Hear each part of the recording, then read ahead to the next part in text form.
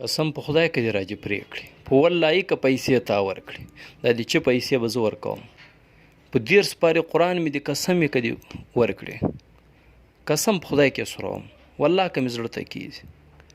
قدرمندو عزیزانو، ما او تا په یوه پیاله چې باندې داسې قسمونه ارو کې نه ارو، داسې قسمونه اخلو کې نه اخلو، داسې قسمو الفاظ استعمالو کې نه استعمالو.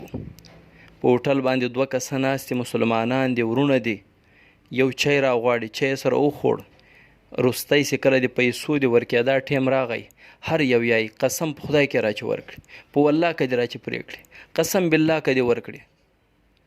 دا د الله جل جلاله نوم دومره بې قیامته ده چې په یوه پیاله چې باندې ما او تا د الله تعالی د پاک نامو قسمونه اخلو، په یوه پیاله چې باندې د الله جل جلاله پاک نوم اخلو.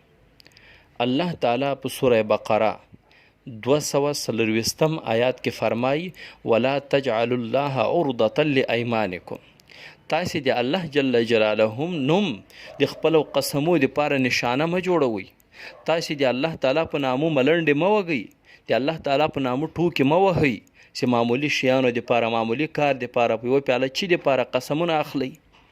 او څومره سختترینه قسمونه خلک اخلي، په 10 سپارې قرآن مې د قسمي، په 6600 آیات مې د قسمي، څه ضرورت ده دغو قسمو ته؟ قسم په 3 قسمه ده. یمین قسم ته په عربي کې یمین ویل کیږي، یمین لغو، یمین لغو، یمین غموس، یمین مناقضه. یمین لغو دې ته ویل کیږي چې یو کار سوی ده او ته خبر یې چې دا کار سوی ده او ته چاته قسم واخلې چې قسم په خدای دا کار سوی ده، دا یو لغو قسم ده، نه ثواب شته نه ګناه شته نه څه کفاره شته د باندې. یو یمین غموس ده. یمین غموس دې ته ویل کیږي چې یو کار نه ده سوی او ته قسم پې وخورې چې قسم په خدای دا کار سوی ده، یعنی د درواغو قسم واخلي. د درواغو قسم سخته ګناه ده، څه کفاره مفاره یې نشته، خو ګناه یې ډېره سخته شدیده ګناه ده.